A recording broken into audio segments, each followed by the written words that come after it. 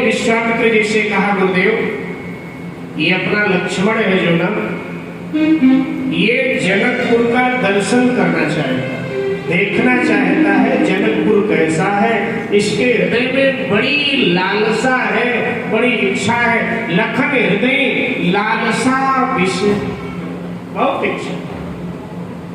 अगर आप आदेश करें, क्योंकि ये संकोच के मारे आपसे कह नहीं पा रहा,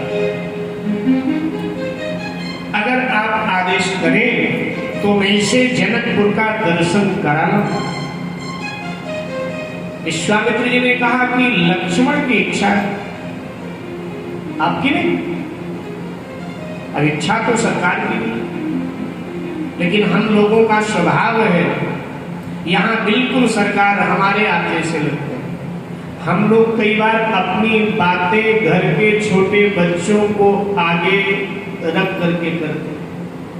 कई बार देखा जाता है कि मौसम खराब हो, वर्षा का मौसम हो या सर्दी हो, और दादी की इच्छा हो जाए कि आज पकौड़े खाने, तो अब दादी सीधे तो बहू से कहती नहीं। उसको लगता है कि अगर मैं बहू से कहूँगी पकौड़े बना ले तो बहू कहेगी कि 95 साल की दादी हो गई फिर भी इतनी चटोरी, तो नहीं कहती।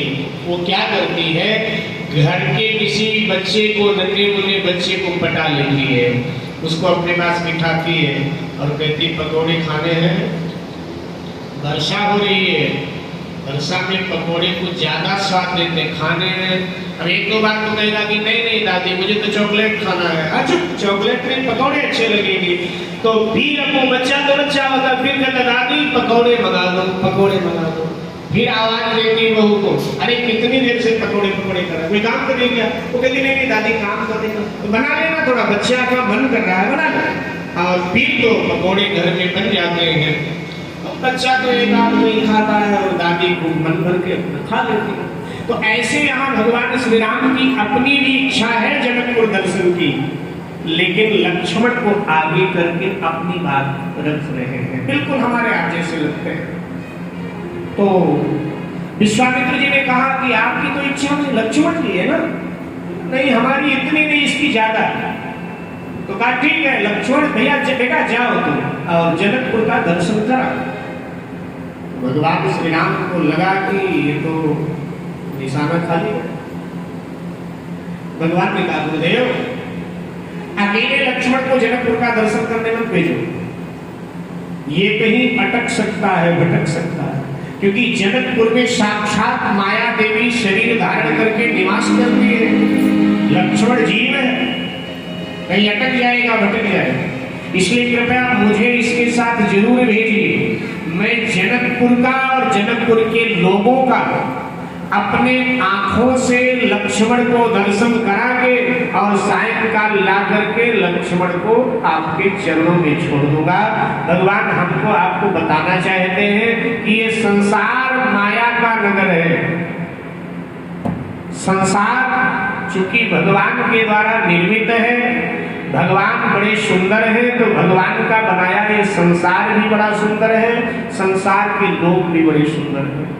भगवान कहना चाहते हैं जगत के सौंदर्य को जब भी देखो तो कृपया जगदीश के आंखों से देखो, तो अटकोगे नहीं, भटकोगे नहीं, और कहीं अपने आंखों से जगत के सौंदर्य का दर्शन करोगे तो अटक सकते हो, भटक सकते हो। इसलिए जगत के सौंदर्य को देखो, देखना बुरा नहीं है, लेकिन कृपया अपनी आंखों से नहीं, राम जी कहते हैं मेरी आंखों से। जैसे आपके घर के आगे गमले तरह तरह के पुष्पों के लगे, अब सुबह सुबह आप उठे, वाश बेसिन में मुंह धोया, बाहर आए, देखा कहीं किसी गमले में गुलाब खिला है, किसी में बेला, किसी में जूही, किसी में क्या, किसी में क्या, तो पुष्पों के सौंदर्य ने आपको अपनी ओर आकर्षित कर लिया। अब वहीं तक हमारा मन रचा रहा, बसा रहा, ये हमारी अपनी नजर है, लेकिन जब हमने पुष्पों के सौंदर्य को देखा, खुशबू का हमें एहसास हुआ, तो हमें अचानक भगवान की याद आए कि ये पुष्प कितने सुंदर हैं, तो इनमें रंग भरने वाले श्री राम कितने सुंदर होंगे, इनमें खुशबू डालने वाले श्री राम कितने सुंदर होंगे। तो यही भगवान की दृष्टि है कि जगत के सौंदर्य को देखकर जगदीश का सौंदर्य याद आए कि ये जगत इतना सुंदर है, तो जगत को बनाने वाले श्री राम कितने सुंदर। विश्वामित्र जी हंस पड़े, बोले बेटा मैं तो परिहास कर रहा था, जाओ जाओ दोनों भाई जनकपुर का दर्शन कराओ और जनकपुर वालों को अपना दर्शन कराओ, क्योंकि ये जनकपुर के लोग नाम रूप को मिथ्या मानते हैं, ये निर्गुण निराकार के उपासक हैं, इनका जीवन बड़ा नीरस है, कृपया इनके जीवन को सरस बना करके आओ। जैसे इतना कहा, दोनों भाई उठे, विश्वामित्र जी को प्रणाम किया और जनकपुर दर्शन के लिए चल पड़े। जैसे प्रवेश किया, थोड़ा आगे बढ़े, जनकपुर के बाजारों में जैसे प्रवेश किया तो छोटे छोटे बच्चे आ गए। और बच्चों ने भगवान से कहा सरकार जहां जहां जनकपुर में जाना चाहोगे हम घुमा देंगे, आ जाओ मेरे साथ साथ। भगवान को बालक बड़े अच्छे लगे, बालकों को भगवान ने अपने संग ले लिया।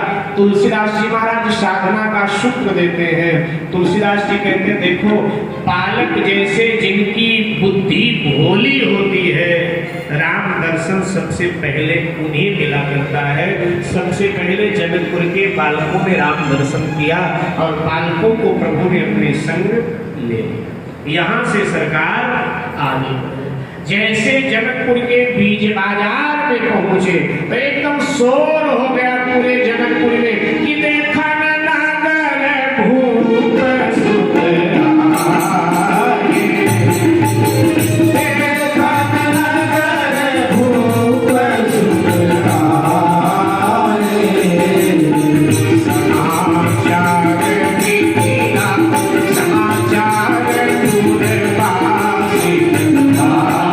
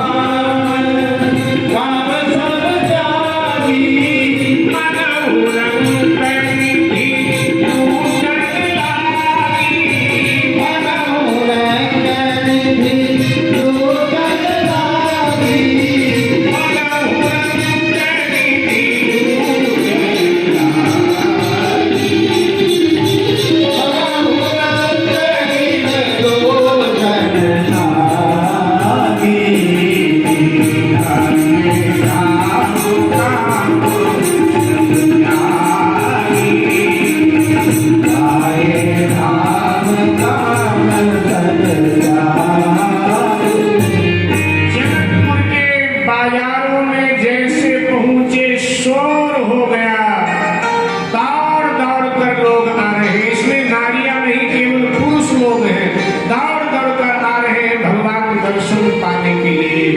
तुलसीदास जी महाराज दूसरा सूत्र देते हैं कि राम दर्शन के लिए दौड़ लगाना पड़ेगा। जो दौड़ लगाता है उसे राम दर्शन प्राप्त हो जाता। आप कल्पना करें, राम कथा के लिए आपको इतना दौड़ लगाना पड़ता है। जो दौड़ लगा के पहले आते हैं उनको पूरी कथा, जो दौड़ लगाने के पीछे रह जाते हैं उनको अधूरी कथा, और जो बिल्कुल बाद में आते हैं उनको केवल प्रसाद मिलता है, कथा का प्रसाद रह जाता है, मिठाई का प्रसाद मिलता है। तो जब राम कथा के लिए इतना दौड़ लगाना पड़ता है तो राम जी के लिए कितनी दौड़ लगानी पड़ेगी? दौड़ लगाना पड़ेगा।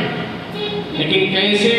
बोले जैसे मिथिला वाले दौड़ लगा रहे हैं, मिथिला वाले दौड़ दौड़ कर आ रहे हैं, लेकिन दो चीजें छोड़ कर आ रहे हैं। अभी आपने चौपाई में गाया, धाय धाम काम सत्यागी, दो चीजें छोड़ के दौड़ रहे हैं। धाम यानी वासना, काम यानी कामना। जो कामना वासना छोड़कर राम की ओर दौड़ता है, अवश्य राम का दर्शन उसे होता है। सब आगे बड़ी भीड़, जाम लग गए, एक ही चर्चा सब कर रहे हैं, ये कौन है कौन है कौन। भगवान श्री राम ने जो साथ में बालक चल रहे थे, बालकों से पूछा कि भैया राजमार्ग पर तो बड़ी भीड़ है, यहाँ से तो नहीं निकला जाएगा, क्या करें? तो बालकों ने कहा सरकार ये बाएं तरफ एक छोटा रास्ता जा रहा है, यहीं से मुड़ चलो। और भगवान उस रास्ते पर मुड़ गए। ये लोग यही चर्चा करते रह गए, ये कौन है ये कौन है ये कौन। ये सब पुरुष वर्ग है। भगवान और आगे बढ़े। एक मिथिलानी सखी कहीं सर के बाल उसने धोए थे, तो अटारी पर खड़ी हुई हाथ मार मार कर अपने बालों को सुखा रही। अचानक उसकी दृष्टि भगवान पर गई। अब वो ऊपर थी, भगवान नीचे चल रहे थे, तो अब ऊपर वाला नीचे वाले को देखे तो चेहरा तो दिखाई नहीं देता, सर दिखाई देता है, पीठ दिखाई देता है, तो ऐसे कुछ दिखाई पड़ा उसको। तो जैसे देखा तो एकदम बावरी सी हो गई। बड़ी देर तक तो मौन रही, बोल नहीं पाई। और अब जब उसको शरीर की अवस्था का भान हुआ तो उसको लगा ये मनुष्य नहीं हो सकते। मनुष्य ऐसे कहाँ होते हैं? जरूर भगवान दो रूपों में मिथिला में विचरण कर रहा है। अगर एक बार हमारी ओर देख ले तो हम धन्य धन्य हो जाए। तो बड़ी देर तक खांसी मठारी इशारे किए कि देखे हमारी ओर, लेकिन ये ठहरे मर्यादा पुरुषोत्तम, ये तो सीधे जा रहे हैं, देखा नहीं बेचारी की तरफ। हाँ, इनकी जगह लीलाधारी कृष्ण होते तो अब तक अट्टारी पर पहुंच जाते कि बता सकी काहे को इशारे कर रही, मैं तो तेरे पास आ गया। लेकिन ये तो मर्यादा पुरुषोत्तम सीधे जा रहे। तो उसने अपने अगल बगल वालियों को आवाज दी, अरे बहनों भवन की खिड़की खोलो, देखो दो बड़े सुंदर राजकुमार जा रहे हैं। और मुझे तो प्रतीत हो रहा है परमात्मा दो रूप लेकर मिथिला में शयन करने के लिए आया है। जैसे इतना कहा तो जुबतिन भवन झरोखर लागी, सबने भवन की खिड़की खोली और झांक कर जैसे देखा, सब एकदम बोल पड़ी, अरे बहन तूने सत्य कहा, ये तो बहुत सुंदर, एक बार हम सबकी ओर देख दे तो हम सब धन्य धन्य हो जाए। पहली वाली ने कहा, उसने कहा कि हमने तो बड़ी कोशिश किया लेकिन देखा नहीं हमारी ओर। अब साथ निकल कर गए और इकट्ठी हो गई। एक ने कहा रे हम दिखवाती हैं अभी अपनी ओर। कैसे? उसने कहा हमारे पास उपाय है। बोले क्या उपाय है? इनके पिताजी का अगर नाम लो ना तो ये जरूर हमारी ओर देखें। एक सखी ने कह दिया जोर से, अरे हम दोनों को जानती हैं, ये दो दशरथ के ढोटा, ये दोनों चक्रवर्ती सम्राट महाराज दशरथ के पुत्र हैं।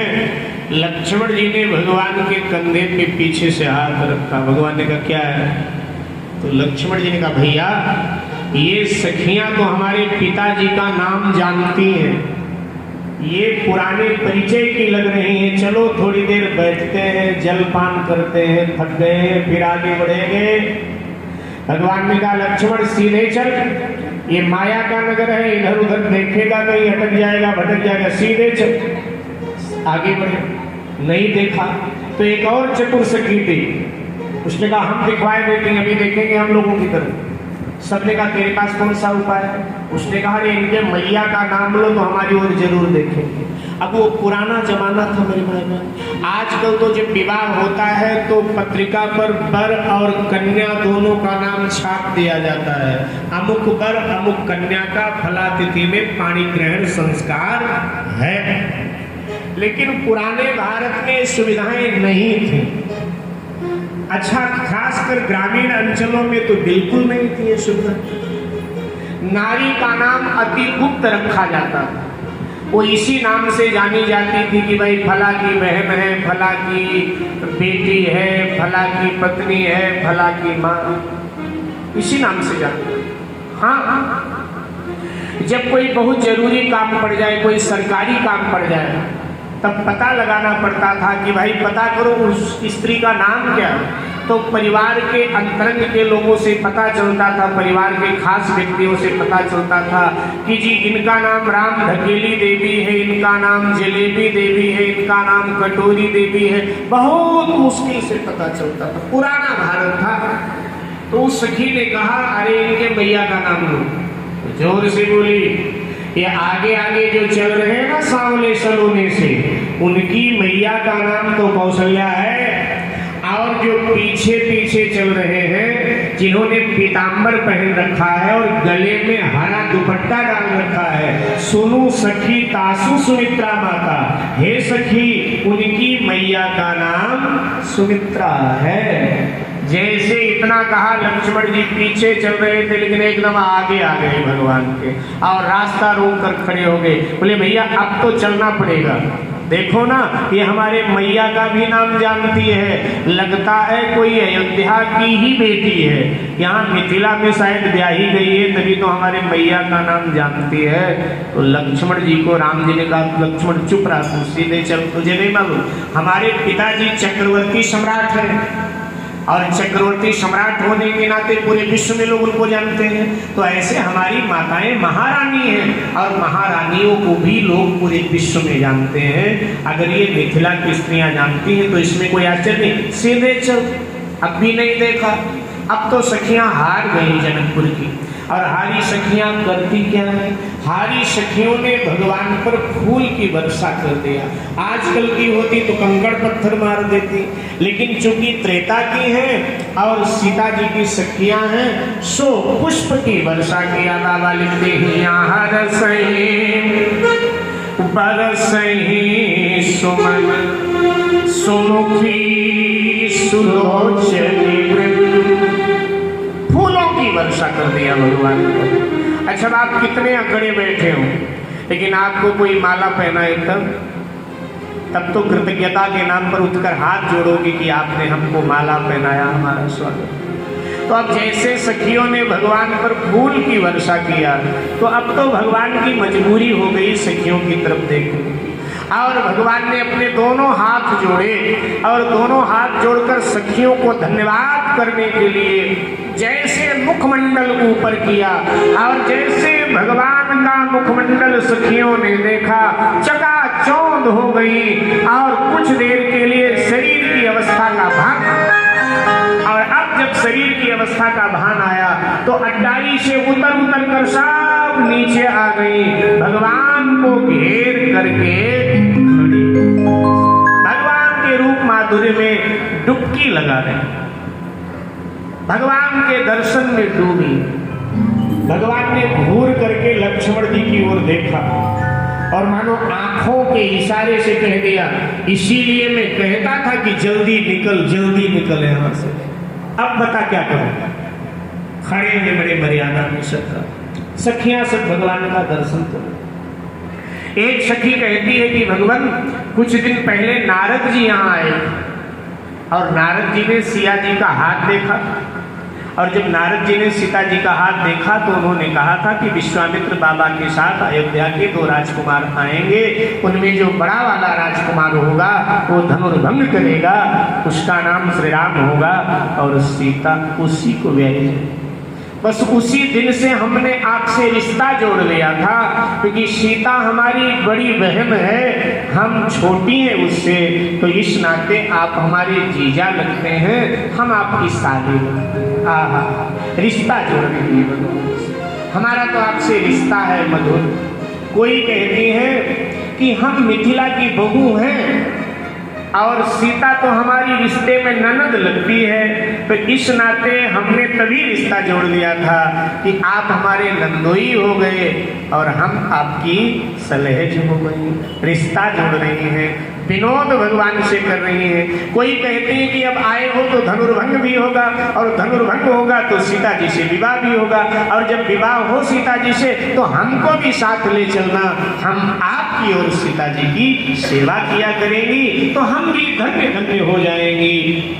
भगवान ने हाथ जोड़ दिया। भगवान ने कहा सखियों, सीता के अतिरिक्त और किसी नारी की मैं सेवा ले ही नहीं सकता हूँ, क्योंकि मैं एक नारी व्रत लेकर आया हूँ, मैं मर्यादा पुरुषोत्तम। इसलिए क्षमा करें, हम आप में से किसी की सेवा नहीं ले सकते हैं, केवल और केवल आपकी सीता जी की सेवा ही मैं स्वीकार करूंगा। तो सखियों ने कहा कि नारद जी से हमने पूछा था कि क्या हमें भी अवसर मिलेगा भगवत सेवा का, तो नारद जी ने तो कहा था कि भगवान को लेकर के जो भी कामना की जाती है एक ना एक दिन पूरी होती है। तो क्या नारद बाबा की वाणी असत्य है? तो भगवान ने कहा नहीं, मुधा न होए देव ऋषि वाणी। नारद जी की वाणी असत्य हो ही नहीं सकती। तो आप कह रहे हो हम सेवा नहीं ले सकते, तो भगवान ने कहा देखो, रामावतार में तो मैं कोई सेवा ले नहीं सकता, लेकिन हाँ नारद जी की वाणी को मैं कृष्णावतार में पूरा करूंगा। जब द्वापर में मैं कृष्णावतार लूंगा ब्रजमंडल में, तो वहां सब आ जाना, वहां मैं सबको स्वीकार कर लूंगा, लेकिन रामावतार में किसी को नहीं, केवल और केवल सीता जी। कृष्णावतार में सभी आ जाना, वहां मना नहीं होगा, वहां सबको हम स्वीकार करेंगे। यही सखियां सब गोपी बन बन कर के कृष्णावतार में ब्रजमंडल में पधार गए थे। सखत अच्छा, एक नई नवेली बहू आज सुबह के 4 बजे विदा होकर ससुराल आई थी, मिथिला आई थी। तो अब पुराने जमाने में नई नवेलियों के लिए बड़े नियम होते थे कि बाहर नहीं निकलना आदि। अब उसको लगा कि घर के बाहर कुछ हलचल है, तो उसने धीरे से खिड़की खोली और बाहर झांक कर देखा तो भगवान का मुखमंडल साफ साफ दिखाई दे गया। तो वो भी भगवान के दर्शन में डूब गई, आंखें खुली, मुंह खुला, शरीर का ध्यान नहीं, खड़ी है बिल्कुल, और आंखों से प्रेमाश्रु बह रहा है। इतने में उसकी सासू आ गई। सासू तो जानते ही होंगे आप सब किसको बोलते, सासू आ। अच्छा, अब सासू किसी बहू को ताका झांकी करते पा जाए तो आपको पता है क्या हालत होगा। तो सासू आई, उसने देखा कि अरे आज आई और आज ही ताका झांकी, तो सासू ने खींच कर एक तमाचा बहू के गाल पर दिया, धड़ाक। पुराने जमाने में चलता था, कहीं आप लोग कथा में सुन के प्रयोग मत करना, कहीं झंझट करो। पुराने जमाने में ऐसा हो जाता था, कई बार सासू को गुस्सा आए ना, तो सासू कई बार पुराने जमाने में बहू को तमाचा मार देती थी। अच्छा, बहू बुरा नहीं मानती थी, बहू गाल सहला करके हंस करके कहती थी, माँ जरा इधर भी मार दो। हाँ? और सासू डांटती रहती थी, बहू हंसती रहती थी। अगर कोई बहू को उकसाए तो कहती थी मेरा भाग्य है, कम से कम मेरी सासू तो मेरे सर पे है मुझे समझाने वाली। अरे अच्छाई के लिए ही मेरी सासू मुझे डांटती फटकारती है, कोई मेरा बुरा थोड़ा चाहे। पुराने जमाने की बहू। लेकिन आजकल तो बड़े पुराने जमाने में कुछ नियम होते थे। हमारे यहाँ, हमारे अयोध्या के देहातों में पुराने जमाने में जब बहू आती थी तो 1.5 हाथ का लंबा घूंघट निकाल करके आया, 1.5 हाथ का पूरा। अब रीति के मुताबिक जो रिवाज था, रिवाज के मुताबिक सासू कोई बढ़िया उपहार उसके लिए तैयार करके पहले रखती थी। आजकल तो पहले ही देख लेते हैं, पुराने जमाने में पहले नहीं देखते थे। तो जब आती थी डोली से उतरती थी तो पहला मुख सासू देखती थी, ऐसा नियम था हमारे देहातों में। आजकल तो खत्म हो गया। तो सासू कोई सोने की चैन या कोई अंगूठी या कोई 10-5 हजार रुपए की गड्डी तैयार करके रखती थी। अब जैसे बहू डोली से उतरे तो सासू जाती थी, पहले आरती उतारती थी, आरती बगल वाली को पकड़ाती थी और धीरे से बहू का घूंघट पकड़े ऊपर उठावे, बहू नीचे खींचे, मुंह ना दिखावे, तो सासू झट अंगूठी चैन या रुपया जो होता था धीरे से बहू के हाथ में पकड़ा देती थी और बहू फिर पूरा घूंघट खोलकर अपना चेहरा सासू को दिखा देती थी। फिर बहू खड़ी रहती थी, क्षमा करें, बहू बैठ जाती थी, सासू खड़ी रहती थी। अब बहू क्या करे, सासू के दाहिने पांव का अंगूठा पकड़े, अपना सर तो झुकावे ना, बाकी सासू का दाहिना पांव माथे पे 3 बार लावे। अब सासू बेचारी एक पांव पर गिर सकती है, इसलिए सासू दोनों हाथ बहू के सर पे रखते, एक पांव के सहारे खड़ी खड़ी सासू दूधो नहा पोतो फल तेरा ये हो तेरा ये हो, दुनिया भर के आशीर्वाद की वर्षा करती थी बेचारी। एक बार हुआ क्या, सासू बहू का झगड़ा हो गया, झगड़ा जोरदार हो गया। सासू ने कहा खबरदार मेरे सामने आके मत खड़ी हुआ कर, मैं तेरा मुंह नहीं देखना चाहती। तो बहू ने कहा मम्मी मैं पहली बार आई थी तो आपने रुपया देकर मेरा मुंह देखा, अब तो मैं फ्री में दिखाई रही हूँ, फिर भी आपको बड़ी परेशानी हो गई। पुराना जमाना में, अब जमाना बदल गया, ये गलती आप मत करना। तो उसने एक थप्पड़ मारा और कहा बाहर क्या देख रही, मेरा नाक कटवाए नहीं, कोई देखेगा तो कहेगा आजे आई, आजे से ताका झाकी प्रारंभ हो गई। तो बहू ने कहा माँ आज मिथिला में किसी को फुर्सत नहीं है जो मुझे देख, आज सब व्यस्त। अरे कहाँ व्यस्त है रे? तो उसने कह दिया कि सब ही राम को देखिए मोहि न देखे कोई, तो समान को पात की राम न देखे मोई। आज सब राम दर्शन में पूरी मिथिला डूबी है, आज किसी को फुर्सत नहीं जो मुझे देखे। लगता है सासू माँ आपने पिछले जन्म में बड़े भयानक पाप किए थे कि दरवाजे से भगवान निकल कर जा रहे हैं और भगवान का दर्शन आप नहीं कर रही हो, आप मुझे डांट फटकार रही हो। मुझे जो दंड देना होगा कल दे लेना। वो देखो भगवान खड़े, हाथ पकड़ करके खींचा और कहा वो देखो भगवान खड़े हैं। जैसे सासू की नजर भगवान पर गई, आहा धन्य धन्य अपने को कहने लगी। बोले बहू तू मेरी बहू नहीं है, तू मेरी सदगुरु है, तू लक्ष्मी आई मेरे घर में। मैंने कोई भजन साधन नहीं किया, लेकिन तूने आते ही मुझे भगवान का दर्शन करा। सब दर्शन में भगवान के डूबे हैं मेरे भाई, बड़ी देर हो गई। और अब सखियों से विदा होकर के भगवान धनुष यज्ञ मंडप का आकर दर्शन करते हैं और वहां से दोनों भाई गुरुदेव की सेवा में पधार गए। लीला का चिंतन करके एक भजन का आश्रय लेंगे, फिर विश्राम की ओर चलेंगे। तो लीला का चिंतन कर लेते।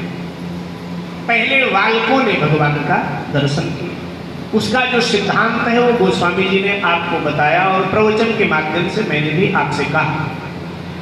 दोबारा दर्शन पुरुषों ने किया, पुरुषों ने दर्शन किया लेकिन परिचय नहीं प्राप्त कर पाए, कौन है कौन है यही करते रह गए, भगवान चले गए।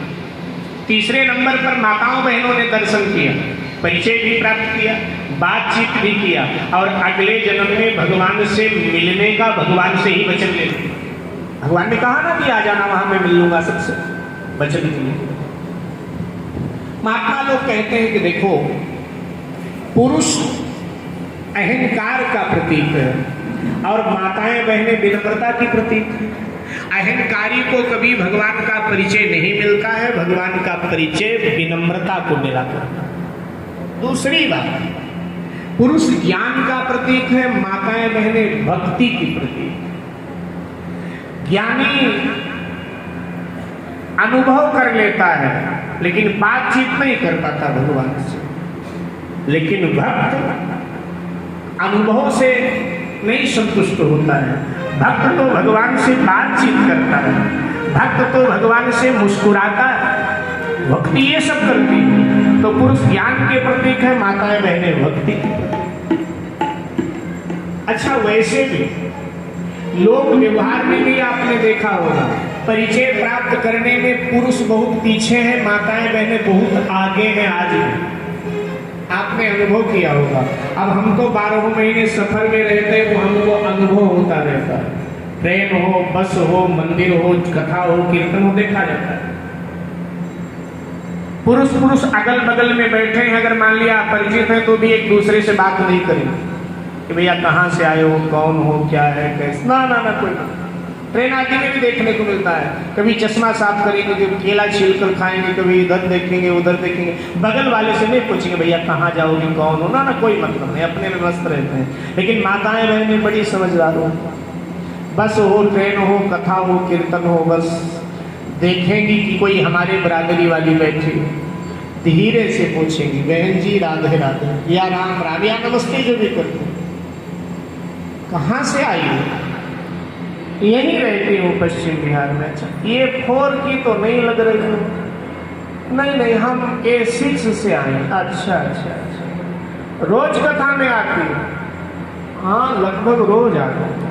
अच्छा, तुम्हारे वो बोले हमारे वो तो नहीं आते, लेकिन हमको मना नहीं करते हैं। कई बार घर पे होते तो हमको छोड़ जाते हैं, कथा खत्म हो तो ले भी जाते हैं। अच्छा अच्छा अच्छा, सारी जान पहचान प्राप्त, काम क्या है, मायका कहाँ है, ससुराल कहाँ है, बच्चे कितने हैं, फिर एक जरूरी बात भी पूछ लेती है, बहन सासू से छुटकारा मिल गया या अभी नहीं मिला? तो वो भी सर हिला देती है कि नहीं, अभी तो नहीं मिला है, देखो भगवान कब छुटकारा दिलाते हैं। तो संसार में भी माताएं बहनें जान पहचान पहले कर लेती हैं, और वहाँ भगवान से भी माताओं बहनों ने जान पहचान पहले कर लिया। जान पहचान में पुरुष थोड़ा पीछे होते हैं, माताएं बहनें आगे होती हैं। तो भगवान गुरुदेव विश्वामित्र जी के पास पधार। आज ये कल का विषय बड़ा लंबा है, लेकिन अब साप्ताहिक कथा है तो लंबा